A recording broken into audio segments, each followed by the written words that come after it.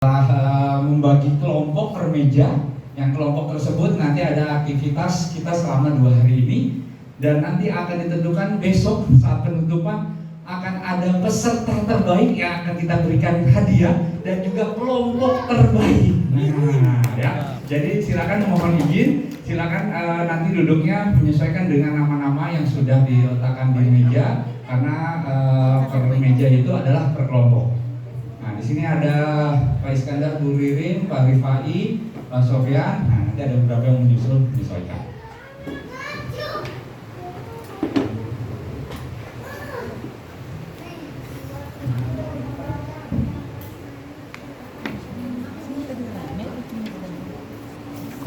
Belum datang kali.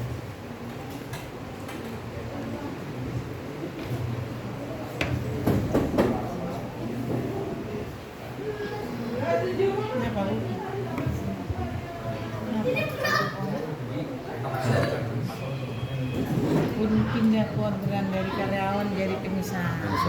Oke, silakan menyesuaikan duduknya. Mari silakan.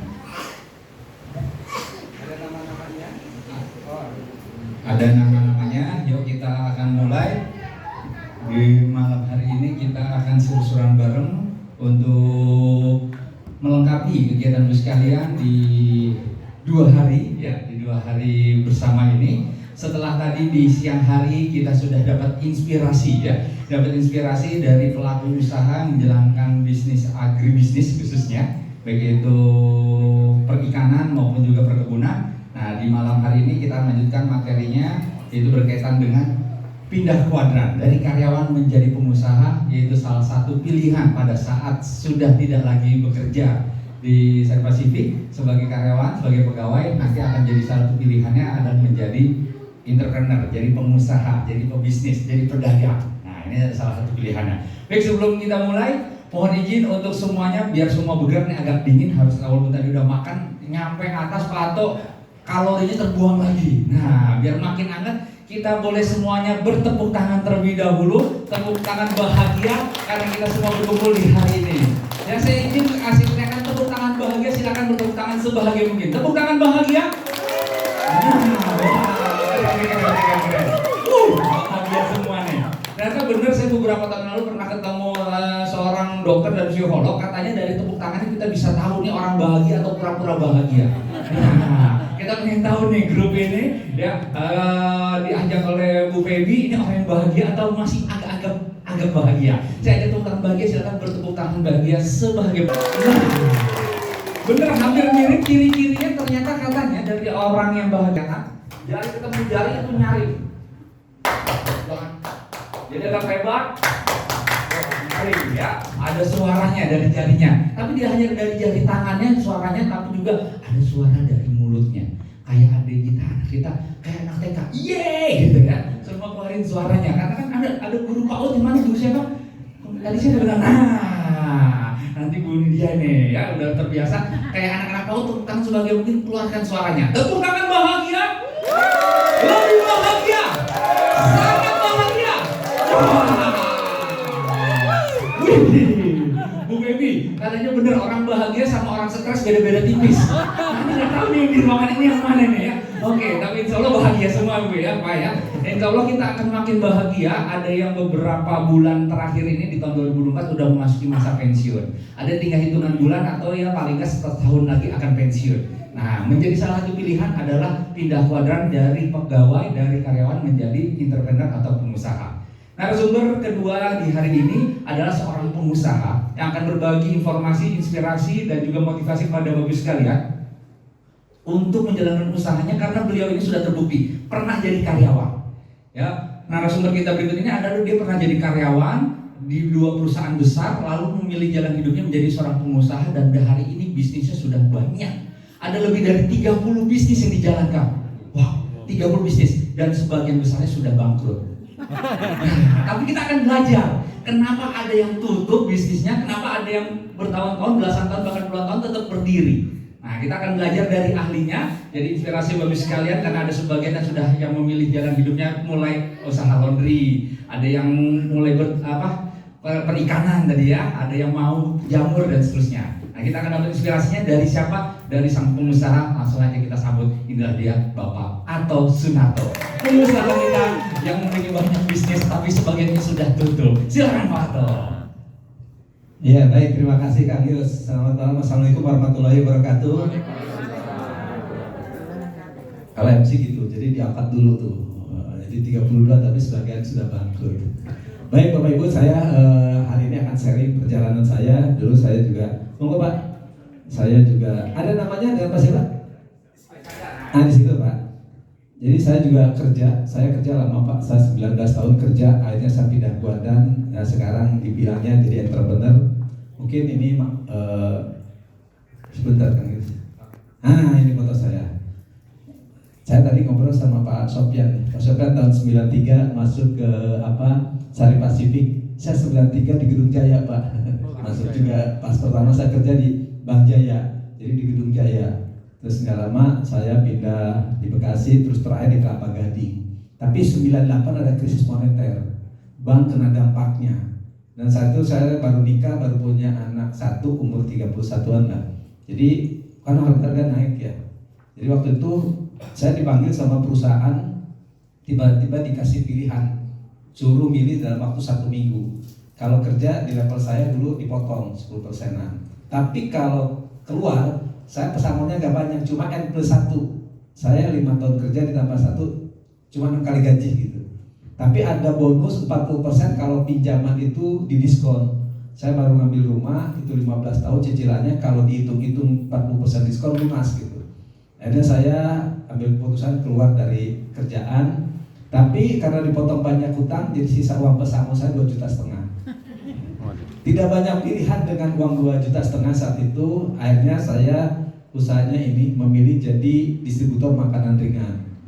Kenapa pilihannya jadi distributor makanan ringan? Karena tetangga saya dulu kontrak di daerah Bekasi, di daerah Rawalumbu. Tetangga saya itu bisnisnya ini distributor makanan ringan. Jadi saya menawarkan diri untuk menjual produknya dia ke pasar-pasar tradisional. Secara teknikal mungkin Bapak Ibu bisa lah, cuma jual berapa, harga berapa, sorenya suruh tahu. Tapi yang berat itu kan secara mental. Karena saya tahunya kan tetangga kerjanya di bank. Saya kerja di bank, ya beda kan ruangannya sama pakaiannya juga. Tiba-tiba sekarang harus ke pasar. Saya harus ganti kostum, jadi celana jeans yang belet, kaos oblong, saya jadi nyupir lah. Saya nyupir mobil box ke pasar-pasar tradisional. Saya jalanin. Mungkin saya siap, tapi belum tentu keluarga saya siap gitu kan. Istri saya atau orang tua saya, kamu kok tiba-tiba sekarang jadi nyupir ke pasar-pasar gitu kan. Tapi nggak ada pilihan kan. Nah ini saya jalanin dan selama 6 bulan saya jalanin usaha ini. Sampai akhirnya saya waktu saya kerja di bank, saya punya klien namanya PT Kawasan Industri Jababeka. Ini saya dipanggil kerja lagi di Jababeka. Nah saya kerja dari tahun 99 sampai 2013. Saya kerja di Jababeka, kerjaan saya ngurusin bank lah. Waktu di bank kan ngurusin developer. Ciputra kan banyak, Ciputra, BSD, Bintaro. Nah saya dulu kasih kredit ke sana. Waktu saya kerja di Jababeka, saya nyari bank yang mau kerjasama dengan Jababeka. Kan lagi krisis waktu itu, mangkrak. Jadi saya kerja Jababeka. Nah selama kerja lah, mulai saya banyak mikir Pak. Ternyata kerja itu selalu ada akhirnya. Kalau nggak PHK, pensiun atau mengundurkan diri. Jadi saya mikir, saya nggak siap lagi pada saat nanti situasi perusahaan tidak siap, atau juga mungkin saya pengen juga waktu itu pensiun itu saya usia 45 lah, masih ada kesempatan gitu kan kalau usaha, jadi masih bisa jalan-jalan, bisa sesuai dengan passion saya. Nah selama kerja itulah saya mulai banyak merintis usaha. Setelah saya ikuti ternyata saya ada 32 sebenarnya sekarang ada 32 jenis usaha yang pernah saya buka. Yang pernah dibuka ya bukan punya usaha, jadi yang bangkrutnya banyak juga. Nah ini saya dari mulai distributor makanan ringan, ada Kupato Bandung, rental mobil, kursus bahasa Inggris, tanaman hias, ada warteg, cucian motor, bakso, mie ayam, ini kuliner. Pernah juga developer, broker properti, investor. Nah ini juga ada IO juga, ada juga training. Nah ini kuliner lagi, terus di agribisnis kemarin waktu pandemi. Nah sekarang ada berkebun jagung, tadi kan cerita Pak Kabib ya, Pak Habib, Pak Tandrin di sana. Saya juga berkebun jagung di tempat saya ini. Nah saya cerita dulu yang bisnis jalan ya. Nah ini saya kupat tahu saya kulinernya. Ini ceritanya waktu saya tadi kerja di Jaya Bank, waktu saya PHK itu ini ngambil rumah ini. terus dipotong 40 saya lunas. Ini Jababeka nih. Terus saya juga akhirnya pindah waktu kerja di Jababeka, saya ngambil rumah tidak jauh dari sini. Nah ini ditempatin sama saudara. Waktu ditempatin itu selamatan. Selamatan itu saya punya paman di kampung buat hidangan kupat tahu. Nah ternyata kata tamu-tamu yang datang ini enak gitu ya, kupat tahunya. Jadi paman saya yang rencananya besoknya mau pulang, saya tahan, mang jangan pulang dulu, besok itu jualan. Jadi malamnya selamatan, paginya saya jualan di sini di bawah pohon jambu. Waktu itu modalnya 200.000, cuma meja tamu saya taruh di depan, bekas kalender saya tulisin sedia sarapan pagi kupat tahu. Ada yang beli sih sekitar 7 porsi. Mungkin tetangga kasihan deh, ini aja orang baru jualan gitu. Tapi kan bikin semangat. 3 hari kemudian saya nyari gerobak bekas tukang bubur 500.000, taruh di sini biar nggak kena debu. Terus akhirnya dirapiin ya tempatnya. Ini tempatnya sampai sekarang nggak berubah, masih tetap di sana aja. Jadi dirapiin, dipotong pohonnya, ya ditutupin kayak gini. Ini gerobaknya. Terus dinamain kupat tahu Bandung karena ada kupat tahu Magelang. Kupat tahu Magelang kan encer ya. Kalau kupat tahu Bandung itu bumbunya kayak bumbu kacang, kayak bumbu itu ketoprak lah gitu kan. Nah karena saya masih kerja, jadi kalau tuh direnovasi, tempatnya direnovasi. Ini sekarang tempatnya. Jadi ini usaha yang sudah 19 tahun sih Bu. Jadi lama lah. Saya tekunin aja modal kupat tahu. Ya awal-awal naik turun, tapi ya sekarang udah 19 tahun dan sudah stabil ya. Yang mulai dari ini bisa menjadi salah satu income lah buat di keluarga. Nah tipsnya buat Bapak Ibu sekalian ya, memulai usaha bisa dilakukan dengan keahlian orang lain. Saya nggak bisa masak, istri saya juga nggak bisa masak. Jadi tidak perlu pintar masak untuk buka usaha kuliner. Jadi bisa, siapa tahu ada, saya paman saya yang punya resepnya ya. Walaupun 1 tahun kemudian paman saya udah pulang ke kampung. Cuma sampai sekarang tiap bulan saya tetap kirimin. Selama usaha ini jalan, saya masih kasih jatahnya dia karena kan dia jasa ngasih resepnya ya ke kita gitu. Jadi tetap dikirimin selama 9 tahun. Siapa tahu nanti mungkin pasangannya, temannya, saudara ada yang punya keahlian yang bisa kerjasama. Yang kedua ada warteg ini. Ceritanya gini, waktu saya kerja itu saya suka makan siang di sini. Ini ada namanya warung bakar ayam bakar Nyai. Nah itu rame, kita suka parkir di sini nih kalau itu tanah kosong. Tiba-tiba sama Pak Haji Jayaman tuh tiba-tiba dibikin kios-kios. Nah waktu masih pondasi langsung saya booking 500.000. Buat apa? Belum ada ide. Karena kalau saya nunggu jadi kemungkinan sudah kesewa orang. Jadi saya langsung booking aja 500.000. Nah setelah di booking barulah saya mulai mikir kira-kira ini sebelah sini Pak. Kira-kira ini buat usaha apa gitu kan. Nah saya mulai perhatikan sekitar lokasi ini. Jadi waktu itu di warungnya itu suka rame ya.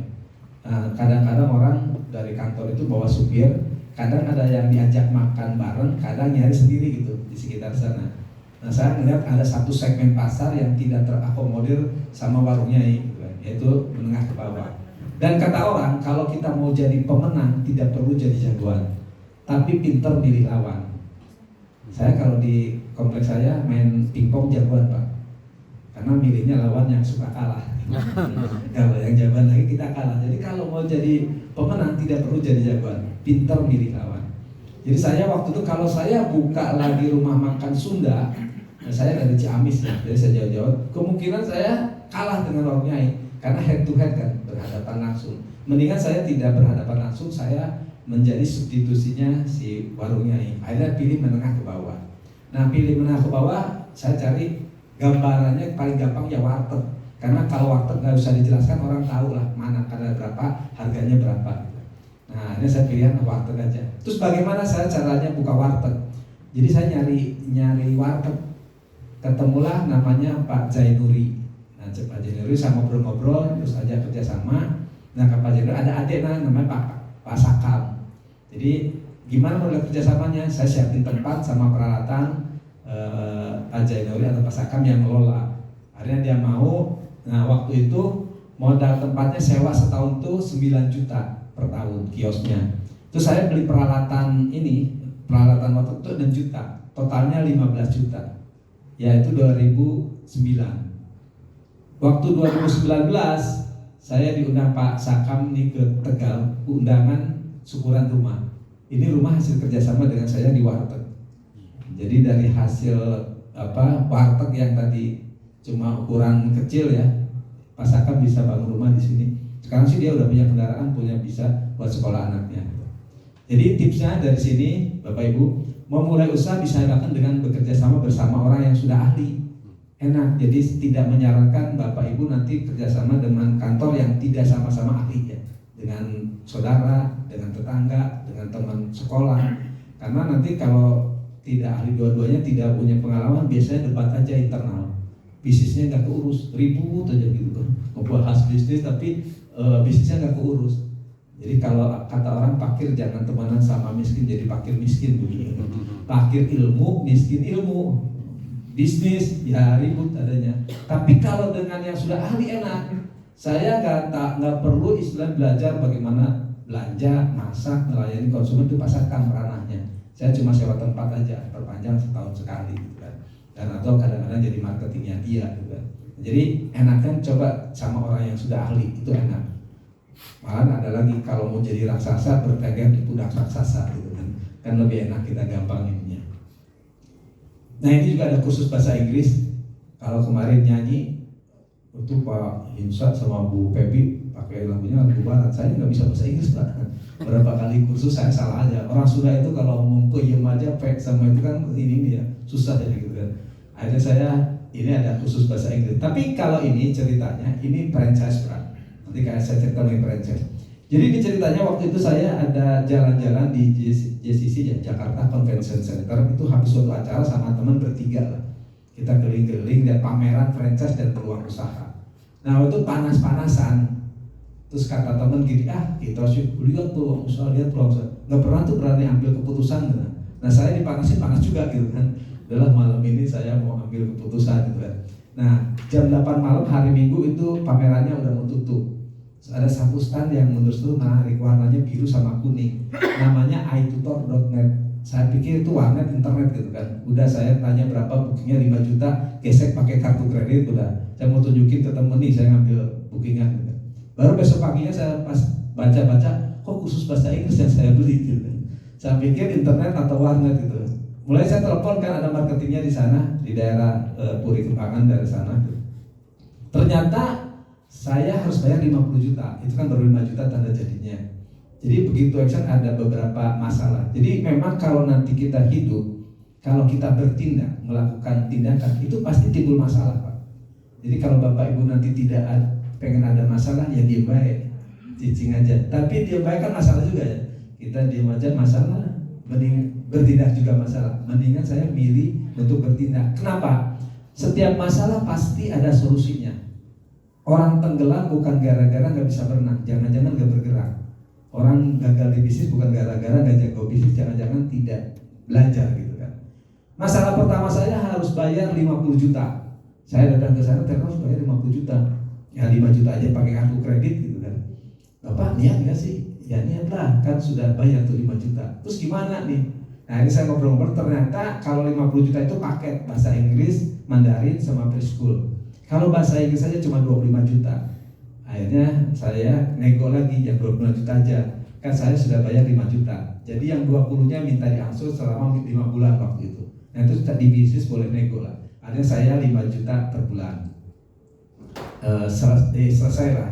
4 juta per bulan. Itu kan 5 bulan dapatnya. Yang kedua masalah guru. Guru harus nyediakan guru. Ya karena saya kan ada tetangga, teman kantor, ada nggak saudaranya yang bisa ngajar, ketemulah dapat 4, akhirnya di training ke kantor pusat, selesai masalah guru. Yang ketiganya tempat, sebenarnya tempatnya boleh katanya 3x3 ukurannya, cuma saya kalau di rumah kayaknya nggak profesional gitu, amatiran kalau kita buat kursusan dulu, saya pengennya di ruko. Nah akhirnya saya nyari ruko, waktu itu ada satu ruko yang penjualannya nggak terlalu bagus, jadi 2 tahun dia cuma berapa unit gitu. Awalnya saya mau nego, lantai atasnya saya buat kursusan, lantai bawahnya kan kantor pemasaran, kan lantai 2 nggak dipakai. Saya pakai aja deh nanti kalau saya laku rame, ini rukonya dibeli, gayanya sih gitu Pak. Tapi waktu itu ada satu ruko yang udah setengah pembangunan, belum dikeramik, belum dicat, gitu. Pakai aja yang sana, gitu. Ya udahlah, oke, tapi perlu waktu gitu. Itu di November 2007. Setelah 4 bulan di Sabtu Minggu 16-17 Februari 2008 itu saya mulai grand opening. Itu ini ada brosurnya. Jam 9 grand opening, jam 8 4 guru yang di training mengundurkan diri semua. Kan 4 bulan, sekarang sudah 4 bulan. Tepatnya 2 orang memang mengundurkan diri karena lahiran. Waktu kita ini masih hamil, karena kelamaan 4 bulan, jadi keburu lahiran gak dapat izin dari suaminya. Yang satu waktu itu gak dapat izin dari sekolahnya, dan bosku. Yang satunya lagi tidak bisa dihubungi. Nah, jadi saya cuma punya waktu 1 jam. Sementara yang di training mengenai modulnya kan guru-guru. Saya di training bagaimana mengembangkan usahanya. Saya nyari orang yang bisa bantu gitu kan, bagaimana bantu di grand opening itu nggak ada. Istri saya waktu itu masih kerja. Saya keliling-keliling nggak ketemu juga karena cuma waktunya sejam kan, mepet. Nah kan saya udah punya warung tuh, Bapak tahu, ambil 1 karyawan, kasih seragam, udah duduk di situ, bagian registrasi.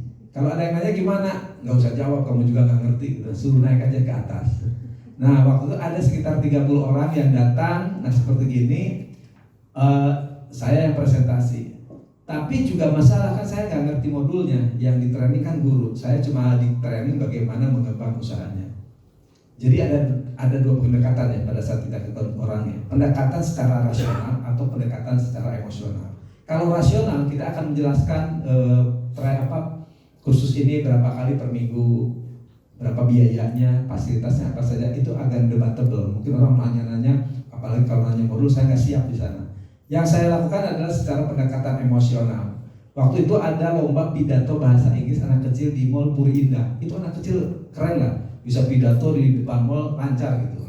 Jadi saya, Bapak Ibu, bla bla bla bla, kursus kami itu menjadi putra putri Bapak seperti ini, pandai berani tampil di depan umum. Nah, jadi coba adik ke depan, ada game waktu itu 1 ditambah 1 berapa 2, tepuk tangan gitu. Ada mau kursus ini mau? Ada daftar di bawah. Hari itu saya dapat 29 murid. Hari minggunya saya dapat 21 murid. Jadi total selama 2 hari grand opening saya dapat 50 murid. Tapi itu happy problem, seneng tapi masalah. Seneng punya 50 murid tapi gak ada gurunya gitu kan. Nah itu saya kemana ya? Nah untungnya di hari Seninnya saya coba kontak itu yang tidak bisa dihubungin. Akhirnya nyambung, namanya Yanti. Yan, kemana aja nih, kita kan udah buka ada 50. Wah Pak, saya udah kerja lagi karena kelamaan kan 4 bulan gitu kan. Ya udah bantuin lah, untung dia masih part time gitu, bantuin lah seminggu 2 kali. Nah waktu itu mau dia seminggu 2 kali ke tempat saya. Ya kalau pas dia ada Senin Kamis, ya dia melayani. Kalau nggak ada ya tukang kupat tahu suruh jaga gitu kan. Jadi kalau ada yang daftar ya telepon-teleponan. Tapi selama 2 minggu saya dapat 23 murid. Jadi total 73 murid. Nah itu masih belum dapat guru kan. Akhirnya saya bingung nyari-nyari. Saya tinggal di Jababeka, di sana ada namanya Presiden University. Nah itu mahasiswinya bahasa pengantar itu bahasa Inggris. Nah teman kantor saya ada yang anaknya kuliah di sana. Awalnya ke dia ditawarin tapi dia nggak mau, kata cari deh teman kamu yang mau jadi guru. Bapak perlu berapa orang? Saya sih perlunya 4, saya bilang. Tapi berapa orang aja dikumpulin. Akhirnya pulang kantor, saya ke domnya mereka, ke asramanya. Ini semuanya kan saya masih kerja ya. Jadi saya ke sana jam 5. Ada 8 orang tuh yang siap-siap wawancara. Saya pun bingung gimana ya cara wawancara guru gitu kan, karena kan nggak ngerti juga gitu kan. Ada gini aja deh, kamu pada ngobrol aja.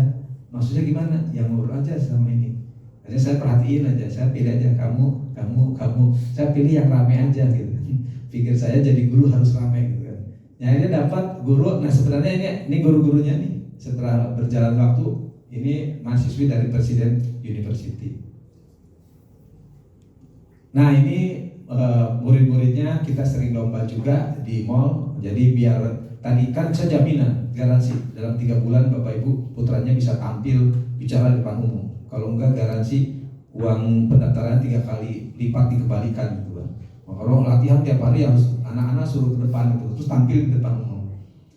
3 bulan kemudian murid saya sekitar 150 orang. Jadi per bulannya 200.000, jadi dapat 30 juta lah dari anak-anak. Operasional saya buat guru kan anak-anak mahasiswi ya, itu kan ngajarnya per murid 5.000. Jadi kalau hadir 10 orang 50.000 sekali ngajar. Sebulan itu dapat 1 juta lah mereka. Jadi ada sekitar 4 orang awalnya cuma 4 juta. Terus Yanti yang tadi jadi manajernya juga jadi ngurusin. Ya operasional saya sekitar 12 jutaan sampai 15. Jadi saya dapat 15 juta per bulan. Nah, yang punya ruko datang nih. Bapak itu katanya sewa enggak, beli enggak. Ini kalau sebulan enggak ada keputusan dikeluarin nih, suruh keluar dari rukonya. Nah, waktu itu saya punya 150 murid kan tadi dapat selisih 15 juta. Ruko masih harganya 300 juta. Akhirnya saya ke bank, itu KPR selama 10 tahun, per bulannya 4,5 juta. Ketutup dari ini, yang bayarin ya anak-anak kecil ini gitu. Nah 2018 itu lunas, kan 10 tahun. Mungkin sekarang harganya udah 1,5 M ini. Nah malahan waktu itu saya juga kan dianggap berprestasi. Jadi kalau di JCC ada dia pameran, foto saya dipajang besar sekali. Terus dikasih tantangan, kalau saya bisa ngajak satu orang beli franchise-nya itu, terus saya dapat uang 10 juta. Kalau 3 orang dapat itu mobil Cherry QQ. Nah kalau 6 orang dapat Honda Jazz. Nah ini saya waktu itu ini dapat Honda Jazz kata, itu ada ininya, dapat hadiah. Nah dari sini tipsnya, memulai usaha bisa dilakukan dengan ide dan tenaga orang lain. Tidak harus ide sendiri itu franchise, tidak harus juga tenaga sendiri. Saya nggak bisa ngajar, ya ada orang lain. Skill itu, keahlian itu bisa dibayar. Tidak perlu kita jago apa-apa. Skill itu saya bayar orang aja, yang bisa ngajar, yang bisa masak, yang bisa bayar orang aja. Kita itu konsepnya aja. Kita itu tidak jadi in business tapi on business. Kita itu kayak helikopter view-nya gitu. Kalau saya nggak masuk di transaksi, di operasional, karena nanti kalau masuk di operasional kita capek, nggak sempat mikir. Jadi dipisahkan, yang operasional jangan suruh mikir, yang mikir jangan suruh ngurus operasional, karena nanti nggak ketemu, capek, lelah. Oke, sebelum lanjut ada pertanyaan atau ada kuis Kang Yus? Nah ini dibagiin dulu nih, nanti biar nanti mic-nya ada di sini tadi kita itu. Boleh Pak, kalau ada yang mau ditanya sebelum lanjut dari materi, silakan. Boleh Pak Arto ambil napas dulu, jadi Ya. kita informasikan ya. Terus saya bilang kita akan besok saat penutupan menentukan siapa peserta terbaik. Peserta terbaik itu adalah yang paling aktif, yang paling bisa membangun suasana, yang paling bikin rame. Itu yang jadi kita akan tentukan siapa peserta terbaik. Yang kedua kita akan tentukan juga kelompok terbaik. Ya, kelompok ini adalah per meja. Ya, ini ada yang berempat, ada yang bertiga. Nah, silakan ini harus bekerja sama. Kalau belum kenal, terusnya suaminya atau istrinya boleh kenalan. Nah, ini caranya seperti apa? Di depan meja sekalian ada kertas kecil warna biru, ya. Ini untuk menjawab beberapa challenge atau pertanyaan kuis. Nah, cara seperti apa kita sepakati aja. Ini kelompok 1, kelompok 2, kelompok 3, kelompok 4. Ya, 1, 2, 3, 4 ini sampai besok ini bersama-sama kelompoknya. Ada beberapa kita bahas ya. Nah, salah satunya ada beberapa pertanyaan kuis yang nanti dijawabnya per kelompok. Dijawabnya per kelompok.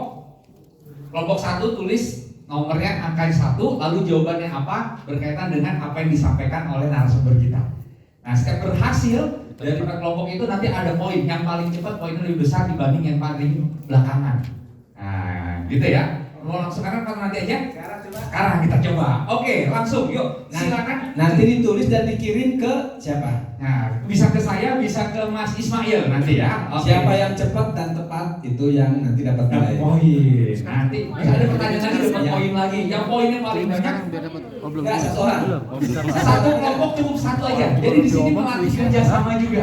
Satu kelompok 1 orang dan boleh perwakilan siapa nanti kasih ke siapa. Jadi Yang diskusi, ya siapa yang menulis, siapa nanti yang ngirim jawabannya. Nah, yang pertama boleh kirim ke Mas Ismail. Di tengah-tengah dulu Mas Ismail. Oke, cepet-cepetan ya. Cepet-cepetan. Oke ya. Jadi kerjasama. Jadi bisa jadi semua benar, tapi yang ngasih duluan poinnya lebih besar. Jadi nggak akumulasi ya. Besok saya akan besar itu kelompok terbaik. Oke. Ini ada hadiahnya ya, Bu sekalian ya. Tapi yang biasa kita informasikan ini ada hadiahnya, ini cukup berharga. Tapi sebenarnya bukan masalah hadiahnya, ini masalah harga diri. Jangan sampai kelompok ada yang di papan bawah. Nah, besok kita umumkan sebenarnya kelompok 1 poinnya berapa, kelompok 2 berapa. Ini masalah harga diri. Oke, siap-siap. Soal pertama ya, tulis nomor kelompok, dikasih lingkar, jawabannya apa. Silakan siapa yang nulis, siapa yang lari ya. Kerjasama ganti-gantian aja. Nah, ya. Jadi ini melatih untuk konsentrasi dan juga harus gesit. Karena ciri-ciri orang sukses itu adalah mau bergerak. Kelompok 4. Oke, soal pertama, sebutkan dua nama usaha, nama pekerjaan atau perusahaan tempat dulu bekerja Pak Ato. Tadi denger nggak ceritanya? Dulu pernah bekerja di mana? Satu kelompok cuma satu orang saja yang menulis. Satu kelompok cuma satu orang aja yang menulis. Oke, siapa yang lari? Kirim ke mahasiswa yang di belakang. Kerja di mana? Mau kerja di mana? Ayo, kerja sama. Kue ringan. Iya, Kue oke, ringan. sip. Makan ringan. Nah, Ya, oke. bergerak. Ya, jadi kalau kita kerjasama, siapa yang nulis, siapa yang lari, ganti-gantian, atur posisi. Oke, jadi jawabannya apa? Bisa lihat kerja di mana waktu itu? Pak? Ya, Bang, perbankan, satu lagi? JBK, developer. Oke, langsung soal kedua. Masih main pindah ke depan. Oke, langsung saja cepet-cepetan. Tulis sendiri. Usaha pertama Pak Ato apaan? Setelah nggak bekerja lagi tadi, usaha pertama apa? Langsung lari. Ayo. Iya. Udah pindah, hati-hati. Oke, sip. Oke, langsung kirim. Ya, oke, sip. Aku nggak bikin nama Ya, kelompoknya. usaha yang pertama apa tadi? Jaya Bang. Snack di Surabaya. Ya. Salah. Saya ngasih info aja nih, acara kita udah sering ini. Salah. Yang merasa kelompok, aduh telat tadi kelompoknya nggak apa-apa. Tetap semangat karena yang duluan belum tentu benar. Nah, yang sudah sih begitu. Sambil doain semoga salah gitu Pak Ato ya. Oke, baik. Oh, itu Disimak kerja, lagi. ini kan Pak Ato silakan usaha ya. menjelaskan Dia lagi. kerja. Nanti ada pertanyaan lagi. Hati-hati. Satu lagi dari Satu lagi soal. dari Pak Ato, siap-siap. Lari ke saya, silakan, siap-siap. Lari ke saya. Oke, dari saya. Berapa modal pertama saya buka usaha kupat tahu? Nah, berapa 500 rupiah ya, 500 buka sakunya? Ayo lari. Lari ke saya. Oh, saya.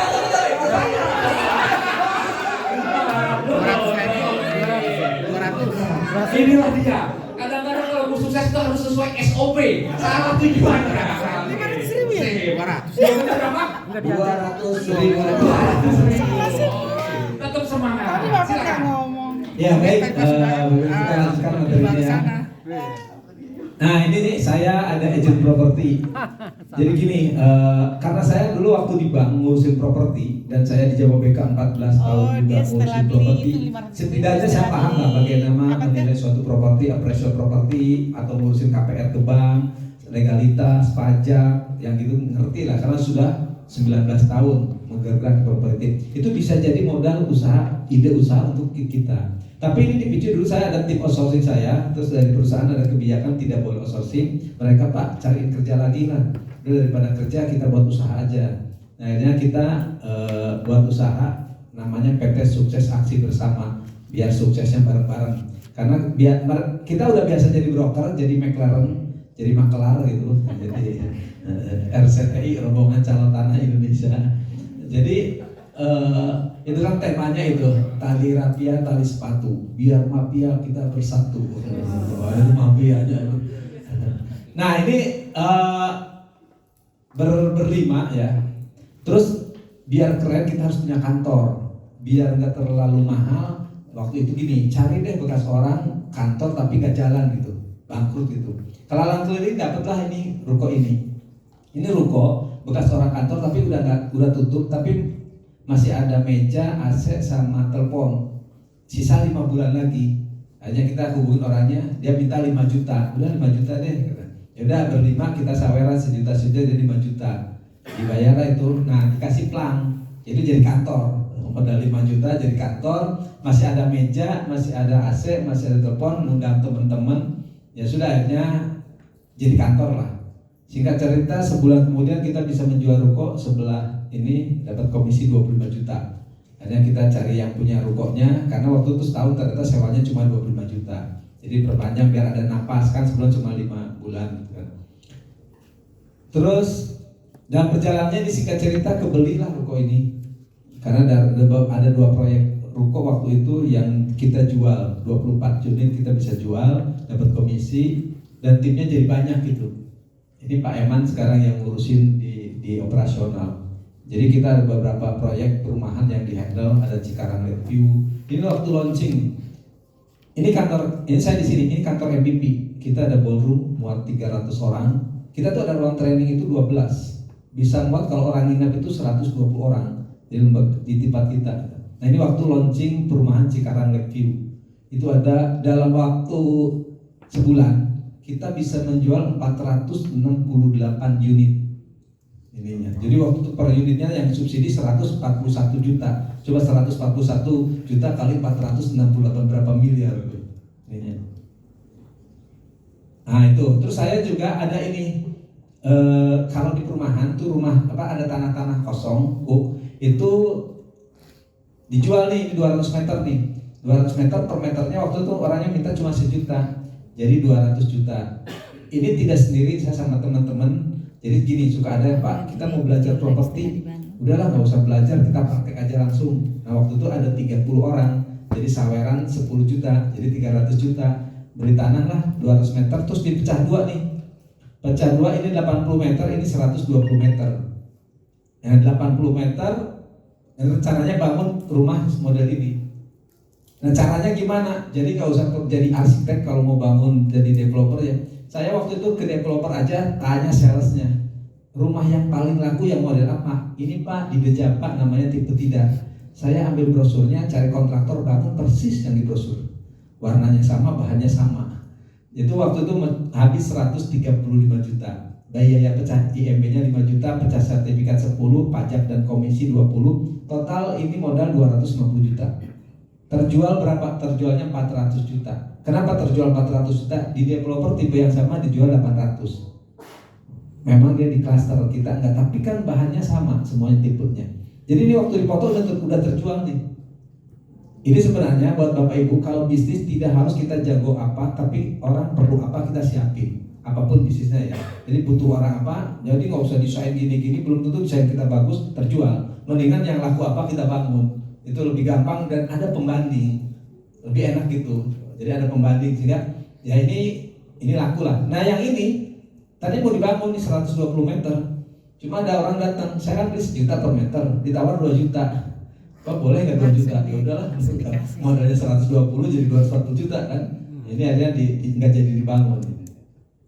Nah saya juga ada jual beli rumah second. Sebenarnya waktu saya kerja di bank atau di developer kan ada NSP Sekuritas, ada Danamon, PT Hudson yang rumah-rumah waktu BPPN mangkrak itu dilelang murah-murah Pak. Jadi saya pernah dapat rumah harganya cuma 9 juta. Rumah masalah, nggak ada rumahnya, nggak ada, tapi 9 juta dari Danamon tuh waktu itu. Dibeli, terjual berapa setelah dibangun? 90 juta. Jadi tapi masalah, banyak rumah-rumah yang bermasalah yang kalau orang nggak ngerti ya nggak berani. Saya pernah ada beli yang 25 juta. Itu ada sertifikatnya tapi orangnya nggak ada, macet di bank. Kita tebus cuma dapat sertifikat tapi nggak tahu di mana orangnya. Orang bank nyari kemana nggak ada. Saya waktu itu begitu ada data, saya lihat kakaknya. Terus ternyata kakaknya di Bandung, kartu keluarga maksudnya. Kan kalau nomor telepon rumah, telepon kantor kan udah nggak kelacak. Dari kakak tuh bisa kelacak. Saya bayar orang 10 juta kalau ketemu orangnya. Ketemu juga ini karena dikasih 10 juta. Ketemu juga, ternyata itu rumah ya. Itu ternyata namanya Pak Wawan Setiadi. Pas saya datengin ke sana, Pak itu memang nama saya, tapi dulu waktu beli saya udah jual ke teman saya. Jadi walaupun nama di bank masih saya, ternyata itu udah hak teman saya nggak berhak juga. Saya ada nomornya nggak? Ada, si B gitu kan, saya kontak. Nggak tahu kata si B, iya saya udah jual juga ke teman saya. Gitu. Jadi yang ke C, dapat nomornya C. Dari C ada saya bilang berhenti di sana. Dapat uang, lu keluar uang berapa? Nggak gede ternyata, cuma 1 juta berapa. Saya minta nomor rekeningnya, saya transferin. Terus dia hanya ngomong ke si B saya transferin juga. Itu saya nggak ketemu 2 orang itu. Jadi saya main transfer aja. Baru si kawannya di Bandung, Pak iya Pak, Bapak katanya udah beresin ke teman saya mau tanda tangan. Itu saya habis 50 juta. 25-nya buat nebus ke bank, 10 jutanya buat ini apa yang tadi nyari alamat, dan sisanya buat pajak sama ngasih itu. Tapi rumahnya harganya sekarang 500 juta. Udah lumayan. Jadi yang kalau nggak ketemu ya 25 juta anggaplah buat kontrak sampai kapan ketemu ya gitu. Kan kita punya legalitas dari bank. Nah kalau ini beli 300 kejual 400. Jadi nanti Bapak Ibu kalau di properti jadi gini, ini rumah sebenarnya pasarannya 400, sudah ada yang beli. Tapi rumah ini kondisinya jelek, pintunya rusak, di belakangnya juga miring. Nah, yang beli itu kan KPR ke bank. Waktu ke bank itu di appraisal. karena rumahnya rusak tidak sesuai dengan taksasinya, nilainya di bawah, sehingga plafonnya di bawah, sehingga orang yang belinya harus nambah uang muka. Nah banyak kan gak siap, akhirnya nggak jadi. Nah saya datang ke orangnya dengan penawaran 300. Pak, kalau 300 itu kemurahan, 400 saja itu sudah ada banyak yang minta. Ya sudah, kalau memang tidak boleh, mungkin bukan jodohnya. Tapi kalau Bapak mau, besok ditransfer. Nah besok ditransfer itulah yang bikin orang mentalnya down, maksudnya goyah. Karena dia kan beberapa kali butuh uang, dijual rumahnya tapi gak jadi-jadi. Tiba-tiba ada orang datang besok ditransfer. Jadi nanti kalau punya uang, cash is the king. Kalau punya uang cash itu memang raja untuk nawar. Dan saya tahu harga dia beli itu 175 juta. Jadi kalau 300 dia juga untung 125, tapi di bawah pasaran. Singkat cerita kebelilah ini 300 juta. Dan terjualnya lama juga, 6 bulan kemudian baru terjual. Tapi ya nggak apa-apa, dari 300 menjadi 500, menjadi 400. Ini beli 375, ini rada lama karena kena COVID. Jadi waktu COVID, waktu dijual KPR, kalaupun orangnya punya kemampuan bayar, tapi kalau perusahaannya terdampak, itu bank nggak mau nyetujuin gitu. Ini rada lama terjualnya, tapi terjual di angka 500. Nah kalau ini kontrakan di kampung lah. Jadi maksud saya Bapak Ibu, saya tuh beli rumah bukan yang ratusan juta, miliaran, puluhan juta juga nggak apa-apa. Ini dulunya kena gempa, terus rusak tanahnya 650 meter, ini rumahnya diambrukin. Terus kita ada uang sedikit bangun kontrakan ya ada baru 3 gitu. Maksudnya dengan uang nyicil juga bisa di kampung. Ini yang ini 700 ribuan per bulan. Yang sebelah sini gitu kan. Ada juga saya ada tanah dulu beli cuma 6 juta, saudara minjem 500 selama setahun, 6 juta terus diganti sama tanah. Dulu nggak pernah lihat di mana tanahnya, baru belakangan saya sudah lama lihat. Sekarang tuh per bata udah 5 juta. Itu tanahnya ada 20 bata gitu kan. Jadi nanti maksudnya beli properti itu tidak harus yang ratusan juta, sanggup ada uangnya berapa, kira-kira murah diambil aja, itu akan naik. Nah karena saya tahunya properti lah, saya investasi di properti karena saya lama di properti. Saya ke saham, ke yang lain-lain saya nggak terlalu ngerti gitu. Jadi memulai usaha bisa dilakukan dengan pengalaman kerja kita. Siapa tuh nanti Bapak di hotel bidang apa bisa nggak menjadi ide usaha. Saya karena dulu saya kerja di bank ngurusin properti, di Jababeka ngurusin properti, itu menjadi ide usaha. Kan enak tuh jadi training atau jadi hospitality, jadi mungkin ngurusin apalah AC, ngurusin pajak, kan bisa jadi ide usaha nantinya. Tidak dari nol lah kita mulainya. Nah ini juga ada wisata bisnis. Jadi nanti kalau Bapak Ibu senang jalan-jalan, pensiun jalan-jalan aja. Kalau lagi keliling. Nah, saya tuh senang jalan-jalan. Tapi bagaimana jalan-jalan gak keluar uang gitu kan. Sebenarnya waktu saya masih kerja, dulu saya suka buat paket wisata dari tempat saya ke Bandung. Itu pakai bis 3/4. Dulu masih 2,5 juta kalau sewa bis ke Bandung. Jadi mereka 300 bayarnya. Ada 25 orang dapat 7,5 juta. 2,5 juta buat sewa bis, masih ada 5 juta buat nanti makan sama yang lainnya. Ke Bandungnya ngapain? Bukan mau belanja, jadi nyari ide usaha yang memang bisa dicontek sama kita. Bandung kan banyak tuh ide usaha yang kreatif ya. Salah satunya saya ke Kafe Matahari ini. Ini orang cuma jualan Indomie, bahannya Indomie gitu. Tapi omsetnya bisa 1 miliar. Jalan Raga Gading Dago, itu Mas David namanya. Itu yang menginspirasi Rex Marindo buka abnormal. Kok ada ya orang jualan Indomie 1 miliar, tapi Rex Marindo kan beda, abnormal kan kemasannya beda gitu kan. Nah itu kalau yang keren Mas David Jalan Raga Gading. Sekarang udah turun lagi kan, gantian gacoan gitu kan. Nah ini saya waktu sewa kereta wisata dari Gambir ke Malang. Ini terus saya ini ke Lombok, terakhir ke Labuan Bajo. Jadi saya ke Labuan Bajo bulan Maret, seminggu sebelum pandemi. Belum pernah saya ke Labuan Bajo sebelumnya. Waktu saya bawa rombongan ke Labuan Bajo. Dan tidak perlu usaha tour travel untuk itu. Caranya gimana? Bapak Ibu googling aja. Tour 4 hari Labuan Bajo, itu banyak tour travel yang handle. Saya kontak mereka buat penawaran ke saya untuk 20 orang. Apa itinerary-nya kemana, fasilitasnya apa saja, biayanya berapa. Itu banyak yang ngasih penawaran. Saya lihat di Google review-nya, jejak digital kan gak tahu ini bagus atau enggak. Nah salah satunya namanya Aris. Dia cuma minta 3,5 juta per orang di luar tiket pesawat. 1 hari 1 malam di hotel, 3 hari 2 malam di kapal pinisi. Jadi kita ke Pulau Padar, Komodo, apa keliling. Akhirnya saya publish ya, jalan juga. Baru ketemuan sama pesertanya, kenalannya ya di Labuan Bajo. Setelah itu yang handle ke lapangannya ya Aris itu. Pulang selesai saya bisa ke Komodo, 3 hari 2 malam di kapal pinisi. Pulang ya udah nggak usah dapat uang lah, lumayan gitu kan. Jadi bisa juga nanti Bapak Ibu, kan temanya bukan wisata bisnis, wisata kuliner, wisata religi, wisata agribisnis, itu kan bisa.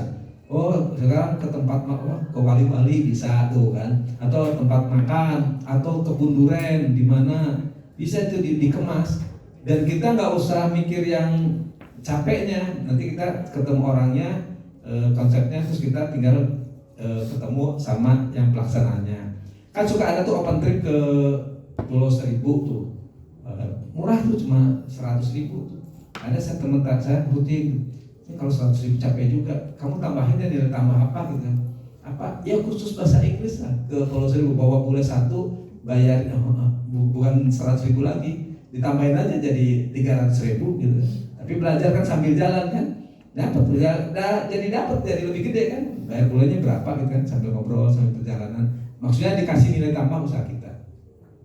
Ini saya waktu pandemi kan kena dampak tuh, warung juga orang nggak boleh makan, kursusan saya juga terhenti karena nggak boleh ada pembelajaran tatap muka. Nah akhirnya saya pikir apa ya usaha yang bisa dirintis dari rumah, dari kita nggak kemana-mana, bisa berusaha apa. Waktu pandemi kan frozen food itu kan bagus ya, karena ibu-ibu nggak boleh kita nggak boleh makan kan, akhirnya kan masak di rumah, frozen food bagus. Terus yang orang biar nggak stres, tanaman hias, hidroponik, olahraga kayak. Nah saya tertarik, saya senang tanaman. Akhirnya saya pikir saya mau tertarik mau jual pupuk hidroponik. Karena waktu itu ada tetangga namanya Bu Jenny, kok ibu rumah tangga pas pandemi omsetnya meledak ya, jualan pupuk hidroponik namanya Jemix. Dia juga sebenarnya nggak terlalu suka-suka amat, cuma dia ngeliat peluang kok ada bisa nanam tanpa, tadi kan kata nanam tanpa tanah ya, di air aja ya.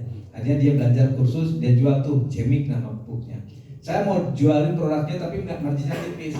Terus saya googling cara membuat pupuk hidroponik ABMIC. Waktu itu saya nggak dapat, maksudnya nggak ada training pelatihan ya, yang offline maupun online. Tapi Bapak Ibu itu di YouTube banyak. Bapak ketik aja bagaimana formula membuat pupuk hidroponik yang ABMIC itu banyak Pak. Jadi kartu saya kalau nanya apa di YouTube aja pasti semua kompor nggak nyala aja nanya di YouTube gitu kan. Semuanya ada jawabannya lah, kalau sekarang udah gampang gitu kan. Kemarin kalau betul gampang. Nah ternyata banyak yang sharing itu.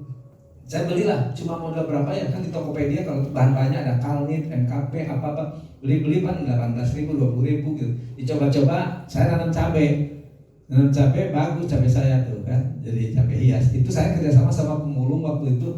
Ini ember 5 kilo bekas cat, saya beli 2.000, terus saya cat ulang gitu kan, terus saya nanam cabai. Ini modelnya model kapiler. Di YouTube juga ada orang sharing. Jadi ini ada kain flanel ke sini, kalau ini disiram nggak keselap, ini ketampung di ember. Kalau ini kering, ada naik ke atas, kayak sumbu minyak tanah itu loh, kompor minyak tanah kayak gitu.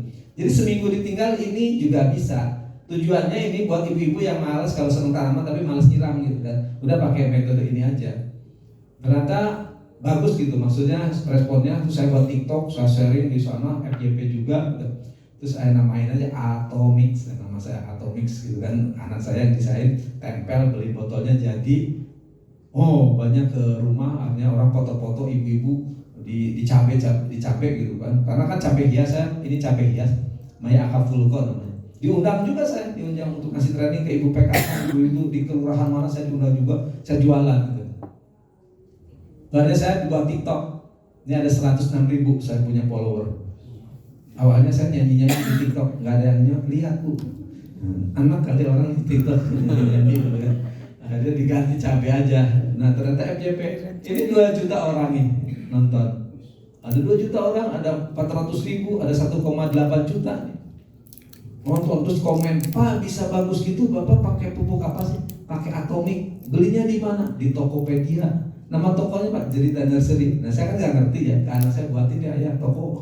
Ini anak saya buatin toko di Tokopedia ya. Ini Cerita Nursery. Ya ada yang ya lumayan ya. Nah Bukan dari pupuk aja, nanti timbul ide lagi. Ini saya jualan keranjang, modalnya 1.000, saya jual 2.500. Ini media tanam, saya jual setengah kilo itu 5.000. Saya beli ke tukang tanaman, itu kan 18.000 sekarung. Terus saya kasih kayu bakar itu 10.000, dicampur biar banyak gitu. Kan kalau itu rugi kalau media tanam dicampur, saya kemas ulang. Setengah kilo saya jual 5.000, ada 34 kemasan. Kali 5.000 jadi 170.000. Modalnya cuma tadi 30.000. Ini bibit cabai, Bapak Ibu beli di Tokopedia, namanya panah merah, itu harganya 38.000 satu plastik itu. Ada 3.200 biji. Kan gak mungkin ibu-ibu nanam 3.200 biji kan. Saya gunting, terus saya pisah-pisahin jadi 50 biji. Saya jual 10.000-an. Berarti kan 3.200 dibagi 50 kan bisa 60 kantong. Kali 10.000 jadi 600. Modalnya 38.000. Mungkin sama plastik jadi 40.000 lah. Tapi jadi 600 gitu. Jadi ide bisnis kan bisa ngecil-ngecilin banyak kok. Saya kalau dulu jualan snack tuh ke pasar Keranji, itu borong tuh di grosiran kiloan gede, terus nanti dibungkus kecil-kecil lagi. Itu banyak yang jual dan laku. Jadi di tempat saya di Ciamis sekarang kan makaroni tuh belinya gede, terus nanti bungkus kecil-kecil, itu untungnya gede. Kain flanel aja gitu, beli 10.000 bagi 4, 10.000 mau orang. Yang 10.000 baru bagi lagi jadi 15.000 tuh asal. Jadi orang kan ada yang malas nanti pengennya beli segini aja lah satu orang pakai. Nah kita kerjanya gitu aja. Nah terus ember ini kan gini, saya nanam cabai kan banyak. Tiba-tiba ibu-ibu pada datang tuh, wah pengen beli, orang kita kan nggak mau proses, maunya udah jadi aja. Saya modalnya buat cabai kan 2.000 ember, 1.000 ini, mungkin 10.000 lah sama pupuk. Jadi jual berapa satu pohon? 150. Ternyata rebutan juga. Saya batasi cuma bolehnya 2, karena kan saya nggak punya tukang. Kan saya kerjasama sama pemulung, karena ember yang bekas cat 5 kilo susah. Udah mulai menipis. Kalau dibeli ibu kan nanti saya nggak ada konten. Kan saya sebenarnya buat konten di TikTok gitu kan. Boleh, tapi orang mau kok. Saya modal 10.000 dijual 150 kok mau. Akhirnya saya dapat juga nih nyari ini ember di Shopee waktu itu. Ketemu di Jakarta Barat 10.000-an ini. Saya jual 25.000. Kalau dijual kan dibolongin kan susah dibandingkan kan. Dibolongin kan sebenarnya buat tadi buat ini nih. Orang mau bayar. Nah ini saya sekarang jual pusat bibit tanaman botani. Ini baru bulan Mei 2024 ini. Saya suka tanaman, Bapak tadi saya suka tanaman juga tuh. UPP juga suka tanaman ternyata gitu kan. Saya sekarang di rumah itu nanam punya pohon jambu air itu 30 jenis lebih. Jadi ada ya nanti kalau Bapak Ibu senang madu dari hijau, kyojo, green giant, dalhari, banyak nanti itu citra, cincalo, gajah leang, gajah pekalongan, red ini Samarinda, red Taiwan super green, banyak nanti. Nah saya tuh sambung-sambungin Pak. Jadi saya kemarin satu pohon ada 15 varietas. Jadi kan nanti lucu ya, satu pohon ini buahnya merah, ini putih, ini hijau gitu kan. Saya bisa sekarang belajar. Di stack, disambung pucuk namanya. Itu di YouTube udah gampang, pakai kuncinya cuma pisaunya tajam aja. Iris, masukin, diikat, udah selesai. Ya latihan berapa kali gagal, tapi lama-lama begitu jadi satu terus-terusan gampang. Nggak lama jadi. Nah itu kan nilai tambahnya oke Pak. Saya beli yang bawah tuh 50.000. Kalau ada 5 stek kan jadi 5 macam, itu dijual 500.000 laku. Kemarin tetangga ada yang order, Pak setiap penambahan 100.000, nggak apa-apa Pak. Baru ada 2, nambahin lagi, nanti saya tambahin lagi gitu kan. 300.000, modalnya 50.000, mau sampai angka berapa gitu. Nah itu ide bisnis. Terus kalau tanaman untungnya gede. Ini saya jeruk ini beli dari Majalengka 8.000. 8.000 dijual berapa? 25 pertama. Karena udah tinggi sekarang 40. Dan 8.000 naik 25 nggak laku naik 30 nggak laku naik jadi 40 kan udah gede. Jadi enak tanaman tuh kalau nggak laku jadi tinggi jadi dia naikin harganya. Saya kemarin jualan jambu air ya dari sananya 45.000. Awalnya dijual 200. Karena udah berbuah lebat sayang 300 saja dijual. Mau juga orang. Kalau udah berbuah itu jadi mau gitu kan. Nah di tanaman itu enaknya seperti itu. Terus akhirnya, saya tanam jagung.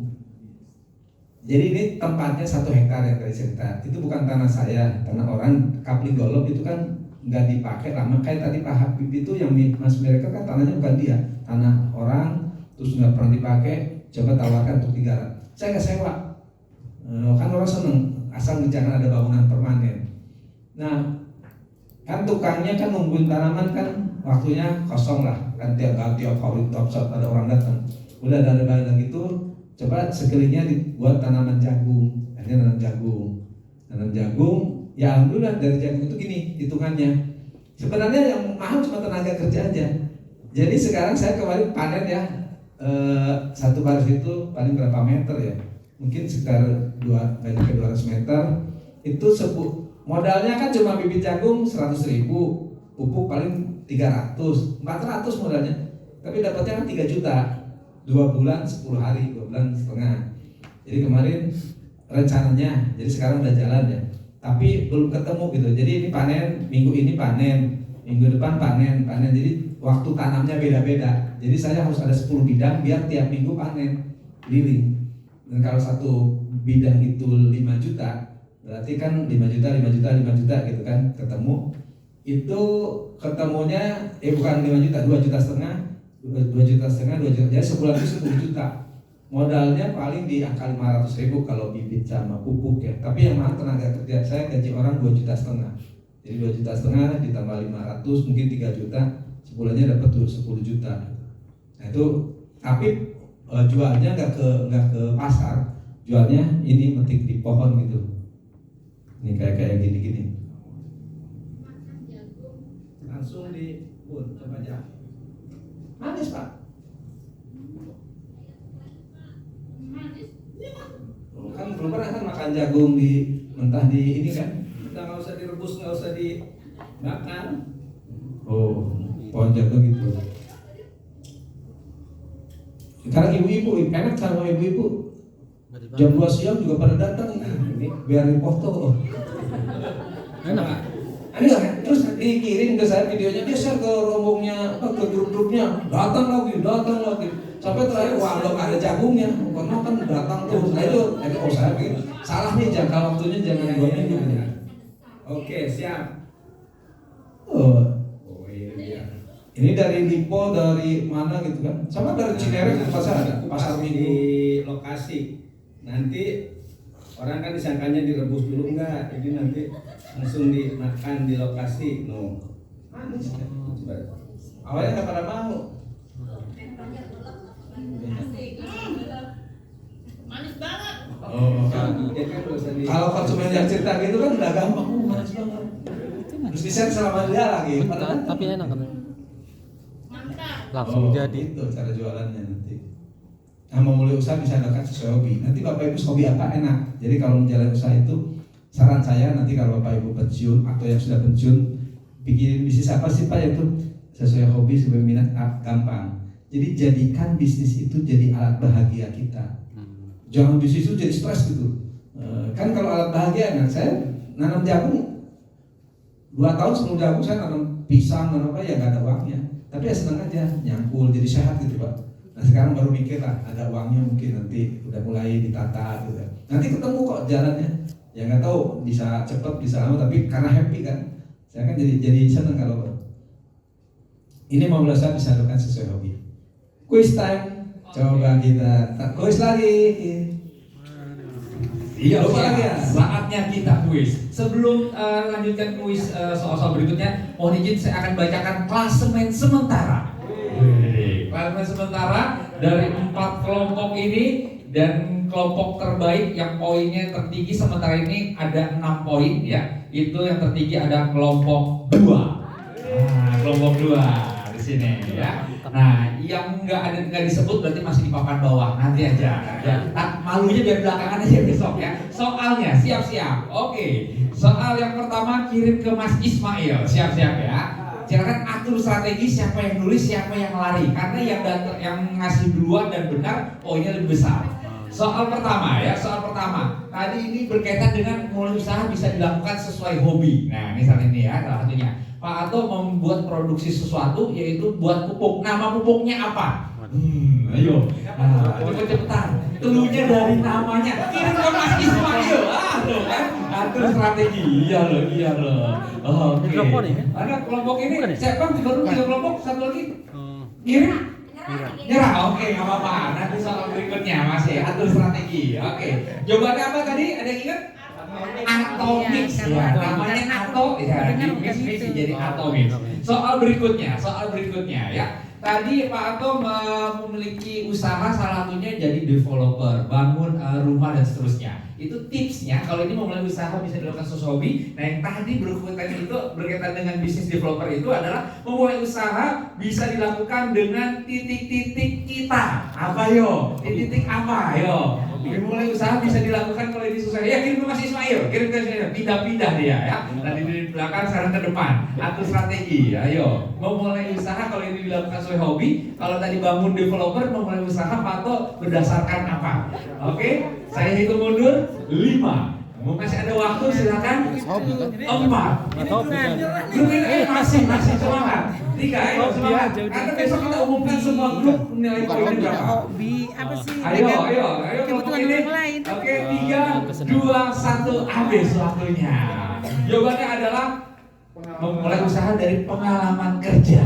Nah, kan pernah kerja di industri Jababeka, jadi properti, jadi mulai usaha dari. Oke, lanjutkan lagi Pak. Oke, lanjutkan ya. Video. Iya, nggak mungkin dimundurin. Biar nyimak nantinya. Nah ini juga ada sambal. Saya suka training di orang di Surabaya. Burudi aja sambal burudi kan keren ya. Dari sambal aja apa aja sebenarnya Pak? Bisnis apa sih yang bagus? Kan katanya Pak, bisnis yang bagus apa ya? Bisnis bagus itu yang dibuka, bukan yang ditanya. Kalau ditanya terus gak buka-buka ya gak bagus lah. Pokoknya apapun orang juga sambal sukses, asinan sukses, apa aja tuh roti ya sukses, minuman ya sukses, asal ditekunin. Ini terinspirasi dari sambal burudi. Ini sambal lato. Nah ini serundeng ini pada saat pandemi kemarin. Jadi waktu pandemi kan karyawan banyak kosong lah. Terus coba deh ide apa? Karena kan orang nggak boleh datang ke warung kita. Ada nggak idenya kita produk kita yang diantar ke orang biar bisa jalan? Nah salah satunya idenya serundeng. Waktu itu idenya pagi coba dibuat, sore dicoba, udah langsung saya beli kemasan.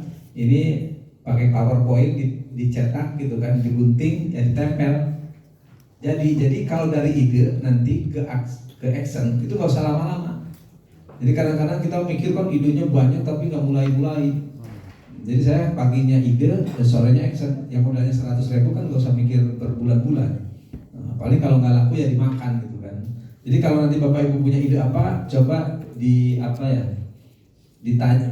diverifikasi. Konsumen itu sebenarnya sesuai nggak sih ide kita ditanggepin nggak sih sama konsumen? Kan nanti Pak ini harganya berapa? Oh kurang hasil, harus ada variasi. Nanti dapat masukan. Kalau sudah action, kalau belum mulai kan kita nggak tahu. Nah ini produk kemasan. Jadi memulai usaha bisa dilakukan dengan melihat peluang ada. Nah ini training. Kalau saya karena hobinya training, jadi ini kerjaan saya nih. 11 tahun ini saya hobinya di training keliling-keliling. Nah ini sebenarnya MVP ini kantor kita. Ini ruangan-ruangan yang ada di MVP. Nah ini tipsnya mau mulai usaha bisa lakukan sesuai passion kita. Kita senangnya di bidang apa, itu aja ditekunin. Coba passionnya di bidang apa? Saya bukan di bidang training, di agribisnis juga suka, ya itu aja ditekunin. Ya kayak sekarang antara kerja dengan jalan-jalan juga beda tipis saya. Saya ke sini ikut jalan-jalan, ketemu Bapak Ibu, sharing, silaturahmi, kan seneng. Jadi nggak kayak kerja gitu. Mau suruh tiap hari juga seneng. Apalagi kemarin ada nyuruh ke Pulau Sabang .0, nanti snorkeling di Pulau Iboi, kan enak dibayar terus jalan-jalan gitu kan. Kita jalan-jalan kemana? Itu kalau sesuai passion kita. Ini ada rame-rame, cuma ini saya kecil aja di sini. Ini berkolaborasi. Ada orang jualan Mas Reja ya, jualan roti. Itu kayak roti boy gitu loh. Terus kan kalau UKM susah lah naik kelasnya, di scale up. Nah ini rame-rame sekitar 200 orang. Karena ada orang jago digital marketing, jago buat keuangan, jaga apa. Ini jadi ada 95 cabang ini. Ini bakunya di Klaten pabriknya. Ini ada laundry juga, katanya ada yang laundry kan kemarin. Kalau ini saya nggak ngerti Pak, karena saya jadi investor aja. Ini ada 25 cabang, rame-rame juga gitu kan. Cuma belajar aja saya dari situ. Oh ini ternyata lokasi yang laundry bagus, semuanya di STT Telkom tuh bagus, di Priuk bagus, di air-air yang memang jelek itu bagus tuh omsetnya. Yang padat tuh bagus. Di perumahan yang elit nggak terlalu, karena dia punya membantu gitu kan. Tapi kalau yang nggak susah membantu apa Pak itu bagus omsetnya. Itu salah satu pelajarannya ya kalau saya dari ini. Ya jadi memulai usaha bisa dilakukan dengan berkolaborasi, tidak harus sendiri. Jadi kalau berkolaborasi enak, kita bisa banyak belajar dengan yang lain. Nah itu tadi kan yang jalan. Ini cerita yang enaknya ya, yang tutup.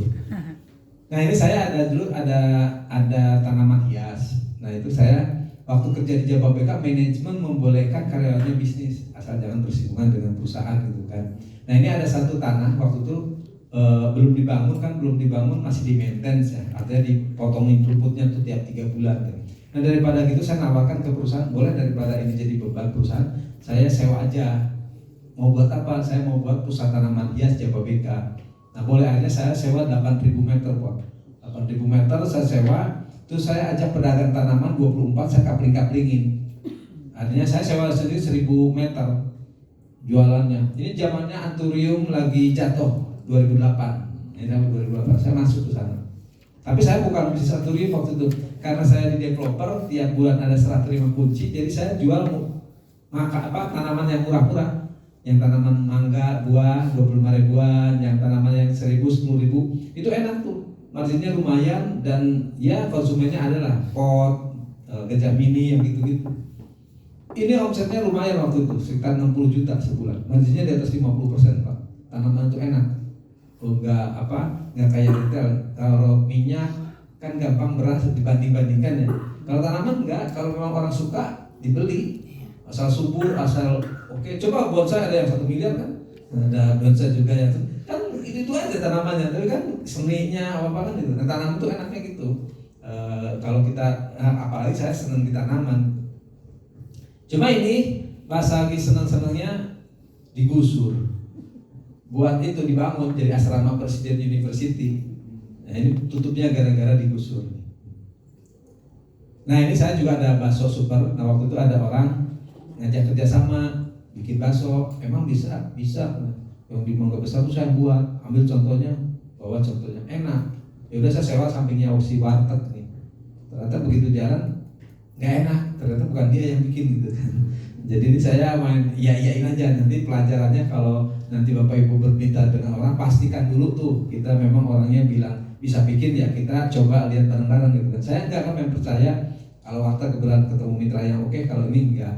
Hati-hati dalam memilih mitra. Ini juga ada crepes, saya pernah juga kemitraan tuh yang crepes itu saya beli ada 2 waktu itu, ditaruh di kantin sekolah, rame Pak, antri, tapi nggak untung. Jadi belum tentu kalau bisnis rame kelihatannya itu untung. Kenapa? Jadi waktu itu kan istirahat itu anak-anak 30 menit. Jadi beli ngantri kan, rame.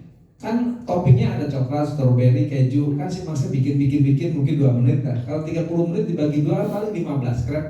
Waktu itu harganya per krepnya kan 4.000. Jadi cuma 60.000. Begitu jam pulang sekolah udah ada jemputan.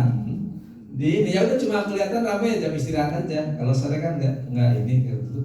Kan paling cuma 60.000 kali 25 hari ya 1,5 juta. Itu baru omset. Belum modalnya kan 750. Paling untung 750.000, belum sewa tempat, belum gaji karyawan nggak ketutup.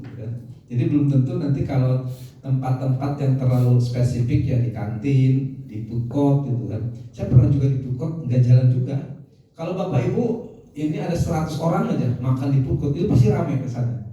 Tapi nggak juga, karena kalau ada 100 orang kan bisa aja ada 10 outlet kan, terbagi pukul rata paling cuma 10 orang per food courtnya. Kalau satu orang makan 30.000 atau 50.000, paling 500.000 omsetnya. Nggak ketutup juga gitu kan. Jadi rame itu belum tentu gitu. Maksudnya cuma satu jam gitu kan. Kan sore begitu pada kantor lagi kan sepi langsung. Coba di food court dekat perkantoran kan jam istirahat yang penuhnya. Setelah istirahat udah sepi lagi gitu.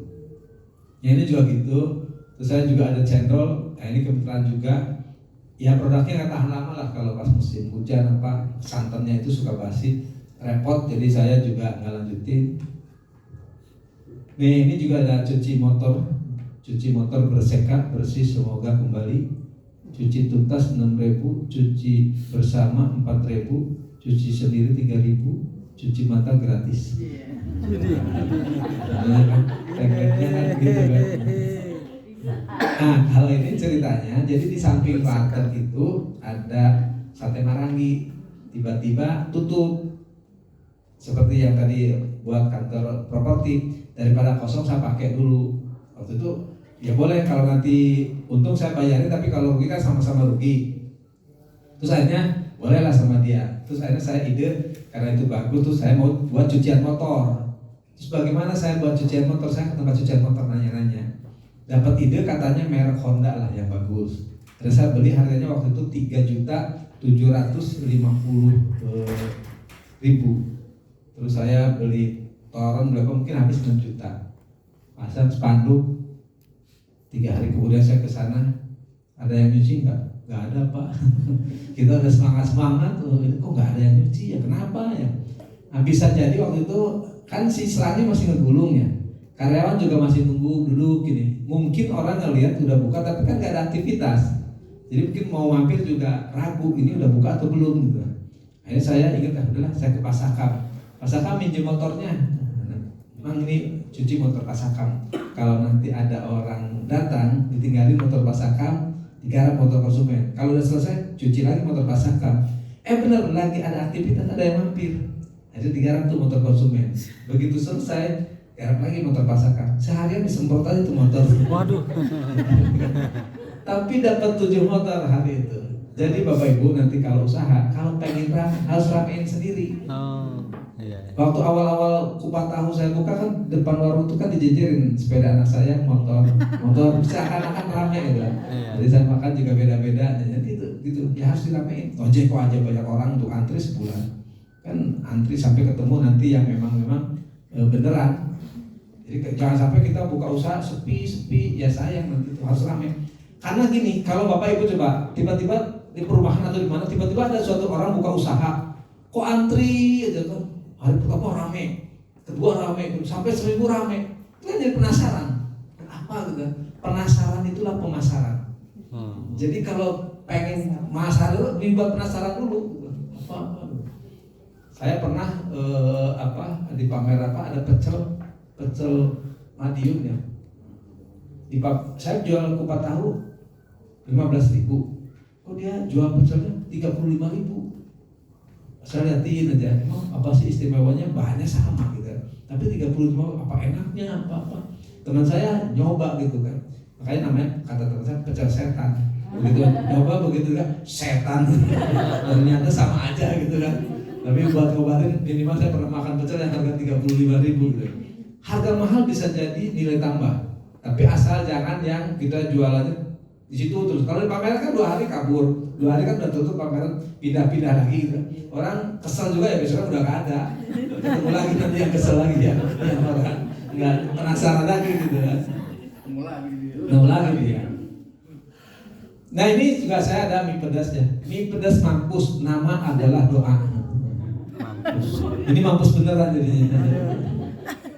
Jadi nanti kalau Bapak Ibu buka usaha, usahakan nama itu doa lah, yang mie pedas berkah lah gitu, maju gitu kan. Saya ikut-ikutan mampus beneran.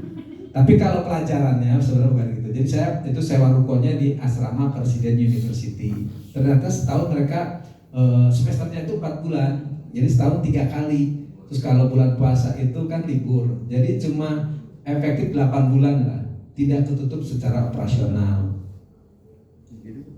Nah ini juga saya ada pernah beli kebun mangga itu di Rengas Dengklok. Dulu bagus tuh pinggir jalan.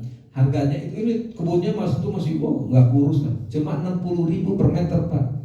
Ada 4.000 meter, saya beli gitu kan, 240 juta. Terus saya suruh orang jaga gitu kan. Kalau saya ke sana, wah Pak, nanti panenan ini bakal bagus, bisa 10 ton. Wah 10 ton kali 5.000 aja udah 50 juta gitu kan. Saya training kelalang keliling begitu ke sana, panen nggak Bang? Aduh Pak, rontok gitu karena hujan, rontok laporannya.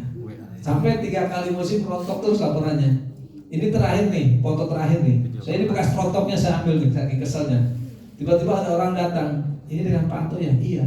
Kenapa Pak? Iya mau mengucapkan terima kasih. Kenapa? Saya dikasih kesempatan panen 3 kali. Panen apa? Enggak apa-apa lah, katanya rontok. Mang sini, ini katanya panen. Ya Pak, baru mau lapor sekarang. Uangnya kemana? Kepake. Udah akhirnya saya pusing jual ini. Saya jual ini laku 330 juta. Belinya 240, jadi untuk 90 juta lah selama 1 tahun lebih kan. Jadi saya nggak dapat mangganya nih, tapi dari kenaikan tanahnya lumayan gitu.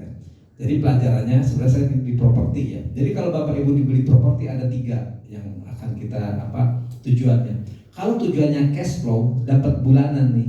Saya mau beli properti bangunlah kontrakan. Kontrakan itu dapat bulanan. Tapi kenaikannya nggak terlalu bagus. Kalau tujuannya capital gain, kenaikan dari propertinya, Bapak beli tanah atau rumah. Tanah atau rumah disewakan gak gede, tapi kenaikannya lumayan. Karena Tuhan tidak mencatatkan dunia kedua gitu kan. Jadi tanah atau Pak saya pengennya bulanannya bagus, kenaikannya juga bagus. Beli ruko. Ruko itu yang saya tadi kan mungkin kalau anggaplah dulu beli 300, 10 tahun kemudian jadi 1,5, kan kenaikannya 1,2 M. Dibagi 120 bulan, itu rata-rata 10 juta per bulan. Kalau sewain 50 juta berarti 4 jutaan per bulan. Ya lumayan modalnya dari 300. Oke, lanjut. Kang Yus ada kuis lagi? Masih belum? Oke, boleh. Satu soal saja. Satu soal saja. Silakan lari ke Mas Ismail, boleh dibantu Mas Iya, Ismail? iya. Oke, sip. Oke, sebutkan 3 bisnis Pak Anto yang sudah ditutup. 3, ayo 3 bisnis yang sudah ditutup. Lari ke Kang Manggil, ke Mas Ismail. Oke, lari. Kerjasama. Oh, ada yang atur strategi sekarang. Saya akan tulis siapa yang lari. 3 bisnis yang ditutup. Oke, tadi ada lebih dari 5. Cukup 3 saja. Apa saja? Oke. Wah, keren nih. Ya, ini melatih juga biar terus bergerak, karena kalau mau sukses itu gak hanya tinggal diam, mau bergerak. Oke, langsung jemput aja Mas Ismail terakhir. Baik, terima kasih ya. Tadi ada banyak ya, ada bakso, ada kereta hias ya. Nanti kita cek jawabannya. Silakan lanjutkan lagi Pak Anto. Baik, kita lanjut lah. Tadi kan ceritanya, sekarang materinya. Jadi tadi cerita tentang saya yang jalan motor gagal. Jadi pindah kuadran itu pertama harus mengubah mindset. Percuma Bapak dapat uang modal kalau mindsetnya masih bekerja. Jadi mengubah mindset dulu yang utama. Bagaimana tadinya bekerja kita menjadi usaha. Keduanya nanti coba gali-gali ide usaha apa aja. Dan yang ketiganya bagaimana sih cara memulainya. Kalau kita sudah mindsetnya berubah, terus punya ide usaha, bagaimana cara memulainya. Oke, sekarang mengubah mindsetnya. Perlu perubahan cara berpikir dari seorang karyawan berpindah menjadi pengusaha. Nah, kan biasa kerja kan otak kiri kita kan, teratur, urutan, rasional, sesuai SOP, nggak mungkin kreatif. Maksudnya